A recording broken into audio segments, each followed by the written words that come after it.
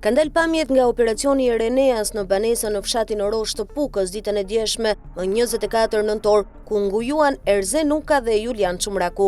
Siç duket në pamje, në murin e shtëpisë shihet i varur një flamur i organizatës terroriste, Shteti Islamik ISIS, krahas 4 automatikëve dhe një pistolete që u sekuestruan nga policia. Gjithashtu, brenda banesës u gjetën 17 granata dore defensive, municion luftarak, kapsulla detonatore elektrike për shpërtimin e lëndëve eksplozive, fitil zjarrpërcjellës që përdoret për shpërtimin e lëndëve plasëse, 2 gozhoja. Erzen Uka, 35 vjeç, lindur në Gjorm Kurbin, rezultoni dënuar për veprën penale nxitje e urrejtjes dhe grindjeve, ndërsa Julian Çumraku, 34 vjeç, lindur në Puk, i dënuar për veprat penale vjedhje dhe kanosje. Erzen Hamza Uka u dorëzua pas disa orë negociatash teksa ishte i rrethuar nga forcat e policisë dhe ato Renea. Uka ka shërbyer si komando në Irak dhe Afganistan. Në prill të vitit 2019 u arrestua nga antiterrori pas dyshimeve për prirje radikale dhe nxitjen e urrejtjes me qëllim kryerjen e veprave terroriste. Uka konsiderohej person me rrezikshmëri të lartë dhe survejoi prej vitit 2007. Në shtator të vitit 2020,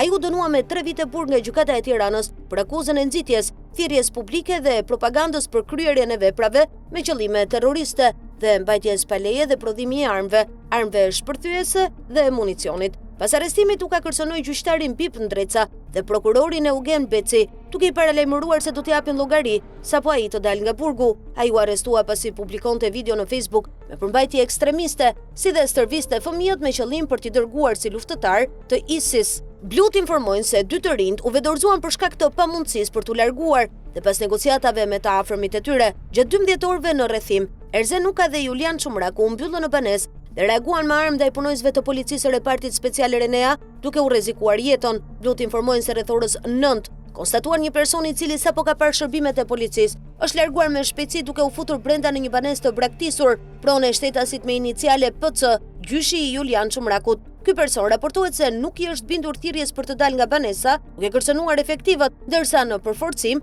kanë shkuar forcat speciale Renea, ndaj të cilëve nga brenda banesës është qelluar me armë zjarri. 2 të rinj në pamundësi për t'u larguar nga rrethimi dhe pas negociatave me të afërmit u dorëzuan. Në momentin e vedorzimit, 35 vjeçari kishte një dëmtim të shpues në kofshën e djathtë, i cili menjëherë është transportuar me ambulancë për në spitalin rajonal Shkodër dhe ndodhet jashtë rrezikut për jetën. Gjatë kontrollit të banesës janë sekuestruar në cilësinë e provave materiale 4 armë zjarri automatike dhe 1 armë zjarri pistolet, një flamur i organizatës terroriste Shteti Islamik ISIS, i vendosur në faqen e murit, ndërmjet armëve të lartë përmendura, 17 copë granata dore defensive, municion luftarak, kapsulla detonatore elektrike për shpërtimin e lëndëve eksplozive, fitil zjarrpërcjellës që përdoret për shpërtimin e lëndëve plasëse dhe 2 gozhoja.